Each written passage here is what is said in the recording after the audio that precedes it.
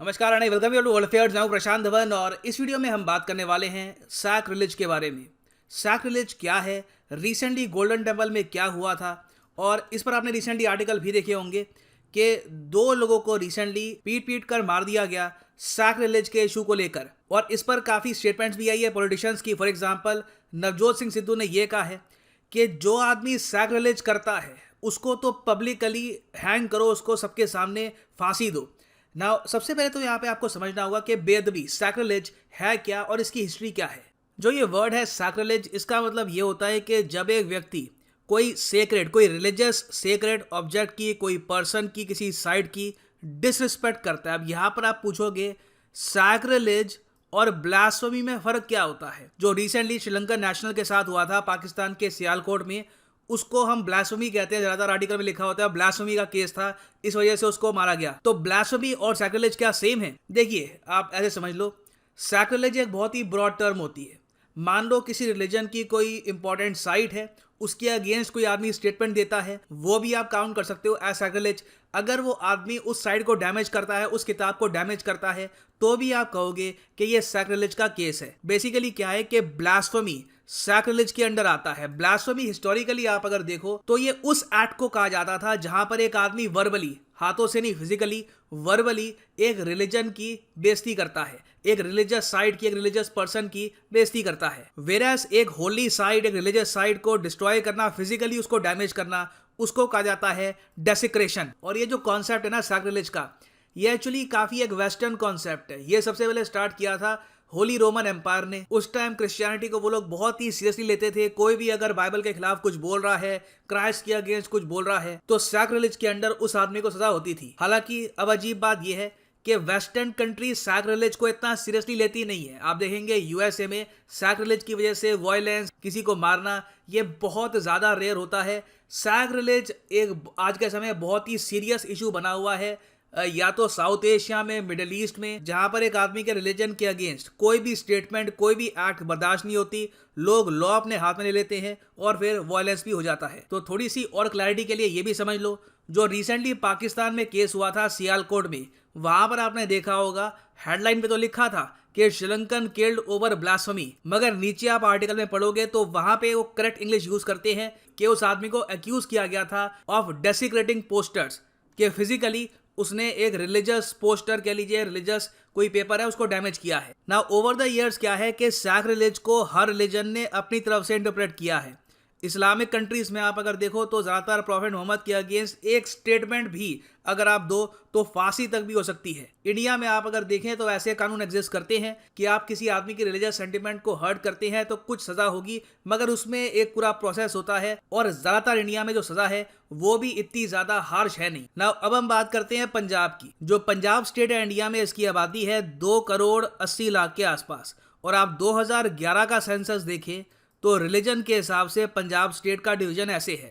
Sikhism follow करते हैं Punjab state में 58% लोग, हिंदुइज्म फॉलो करते हैं अराउंड 38% लोग। तो सिखिज्म मेजॉरिटी रिलीजन है पंजाब में। और सिख रिलीजन में आपको पता होगा सबसे इंपॉर्टेंट जो होली बुक है इनकी, ये है गुरु ग्रंथ साहिब जी। सिख रिलीजन में वैसे आप अगर देखें तो 10 गुरु हुए थे। 10वें गुरु के बाद ये डिसाइड किया गया कि गुरु ग्रंथ साहिब जी will be the eternal Guru of all Sikhs. और यहाँ पर आप देख पाएंगे ये है गुरु ग्रंथ साहिब जी। ये बुक सिख रिलीजन में बहुत ज्यादा सीक्रेट है और सिख्स इस बुक के अगेंस्ट कोई भी डिसरिस्पेक्ट बर्दाश्त नहीं करते। नाउ अब यहाँ पे आप क्वेश्चन पूछेंगे, मगर जो रिसेंट जो केसेस हुए हैं वायलेंस के, उससे ये कैसे रिलेटेड है? देखो यहाँ पे आपको ना जो 2021 में हो रहा है सिर्फ उस पर फोकस नहीं करना चाहिए, आपको यहाँ पर फोकस करना होगा 2015 पर भी।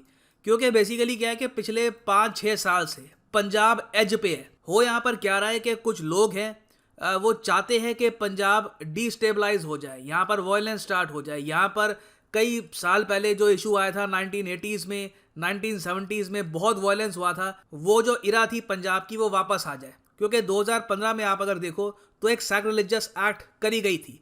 2015 में पाया गया कि जो गुरु ग्रंथ साहिब जी है उसके कई स्क्रिप्चर्स कुछ गुमनाम लोगों ने फाड़ दिए और जो पेजेस है वहां पर वो ओपनली फेंक दिए गए। जब लोगों को पता लगा कि किसी ने ऐसा किया है तो पुलिस में कंप्लेन करी गई, मगर ये बात पूरे पंजाब में फैल चुकी थी और लोग एक्चुअली ये समझ नहीं पा रहे थे कि ऐसा कौन करेगा। क्योंकि पंजाब में आप अगर वैसे देखें तो हिंदूज और सिख्स बहुत ज़्यादा हारमोनियसली रहते हैं, कल्चर में बहुत ज़्यादा सिमिलरिटी है, फेस्टिवल्स काफ़ी इकट्ठा बनाते हैं। तो जब ऐसे इंसिडेंट्स हुए तो साफ साफ लग रहा था कि कुछ बहुत ज़्यादा कुछ छोटे लोग हैं जो चाहते हैं कि वापस इश्यूज यहाँ पर स्टार्ट हो जाए, वापस पंजाब में वॉयलेंस शुरू हो जाए। मगर 2015 के इस इंसिडेंट के बाद जो सिख पॉपुलेशन है पंजाब की, ये अलर्ट हो गई कि हमें जो हमारी होली साइट्स हैं, होली बुक्स हैं, इनकी रिस्पेक्ट पर स्पेशल फोकस देना होगा, क्योंकि कुछ लोग हैं जो यहाँ पर डिसरिस्पेक्ट करने की कोशिश करेंगे। और सैक्रिलेजियस एक्ट जो है इसको सिखिज्म में कहते हैं बेदबी। तो बेदबी को लेकर 2015 से आप अगर देखें तो सिख पॉपुलेशन पंजाब की बहुत अलर्ट पे है।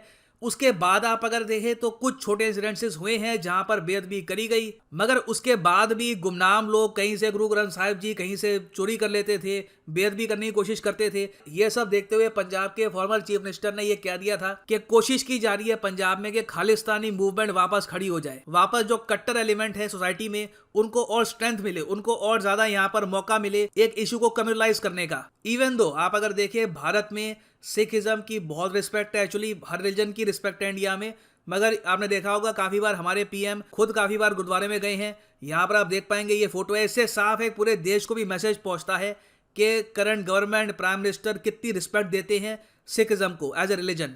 मगर जो 2015 में उसके बाद जो बेदबी के केसेस हुए हैं उसको लेकर डेफिनेटली सिख्स काफ़ी हद तक एज पे हैं।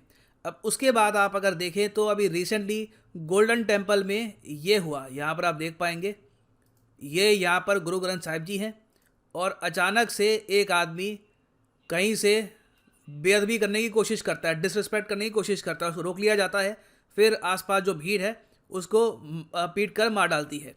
अब एक तो ये केस है, दूसरा एक और केस है जहाँ पर बताया जाता है कि गुरुद्वारे में एक आदमी चोरी करने की मंशा से जा रहा था, उसको भी पकड़ के लोग मार डालते हैं। अभी हालांकि पुलिस ये कह रही है कि हो सकता है कि वो बेदबी का केस ना हो, वो एक चोर हो, चोर को लोगों ने पकड़ के मार डाला हो। बट ईदर वे देखिए हमको कहीं ना कहीं यहाँ पर सोचना होगा कि जब स्टेट ने लॉ बना रखे हैं कि बेदबी को हम सीरियसली लेंगे, बेदबी अगर कोई करता है तो उस केस में इम्प्रिजनमेंट की भी सजा यहाँ पर है, तो क्या ऐसे सिनेरियो में लोगों को कानून अपने हाथ में लेना चाहिए? क्योंकि अगर हम लोग भी ऐसा ही करेंगे तो पाकिस्तानीज ओपनली यहाँ पर बोल पाएंगे कि हम में और आप में फ़र्क क्या है फिर। तो देखिए सैक्रिलेज बिल्कुल एक बहुत ही सेंसिटिव इशू है, इसके अगेंस्ट लॉ भी है। जो भी सैक्रिलेज करता है गुरु ग्रंथ साहिब जी के अगेंस्ट लॉ उस पर बना हुआ है। तो again in the and I think focus यहाँ पर ये होना चाहिए कि लॉ एंड ऑर्डर सुप्रीम हो और बिल्कुल सैक्रिलेज जो भी करता है उसको लॉ के हिसाब से सजा भी होनी चाहिए। और साथ ही साथ मैं यहाँ पे आप सबको भी कहूँगा कि किसी भी रिलीजन के अगेंस्ट कोई भी स्टेटमेंट सोशल मीडिया पे मत दीजिए। जैसे मैंने आपको कहा कि कुछ एलिमेंट्स हैं जो इंडिया में डिसहार्मनी क्रिएट करने की कोशिश करेंगे, कम्युनिटीज़ को एक दूसरे के अगेंस्ट खड़ा करने की कोशिश करेंगे, मगर आप सबका काम यह है कि आप यूनिटी बनाकर रखें।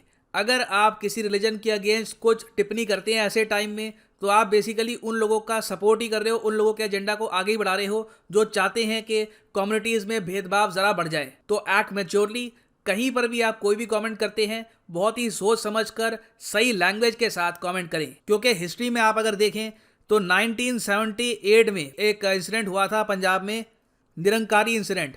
उसके बाद से देखा गया वायलेंस की एक ऐसी लहर उठी पंजाब में कि 1980s में हैवी इंसर्जेंसी रही, ऑपरेशन ब्लू स्टार हुआ। पंजाब की एक बहुत ही वायलेंट हिस्ट्री है, बस कुछ ही दशकों पुरानी। हम लोग पंजाब को प्रॉस्पर होते हुए देखना चाहते हैं, हम चाहते हैं कि पंजाब लगातार आगे तरक्की करता रहे। तो जो भी लोग डिसहार्मनी क्रिएट करने की कोशिश कर रहे हैं उनको सक्सीड मत होने दीजिए। और फाइनली यहाँ पर मैं ये भी ऐड कर दूं कि अनअकैडमी के जो यूपीएससी कोर्सेज हैं इनमें एनुअल प्राइस हाइक आने वाला है, इनके प्राइसेस बढ़ने वाले हैं 23 तारीख को।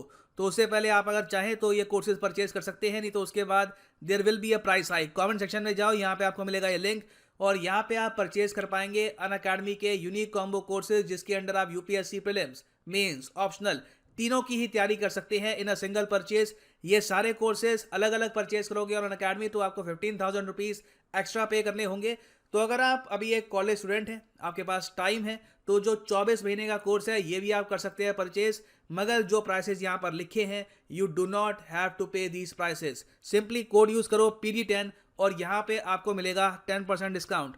और अगर आप आजकल में ये कोर्स परचेज करते हैं तो 3 मंथ्स आपको एक्स्ट्रा मिलेंगे इन योर सब्सक्रिप्शन। तो आपका जो टोटल यहाँ पे सब्सक्रिप्शन लेंथ होगी ये 24 महीने की नहीं होगी, ये होगी 27 महीने की। So use the code PD10 and save money. So इसी नोट के साथ ये है वीडियो कान। Thank you for listening and as always God bless you all.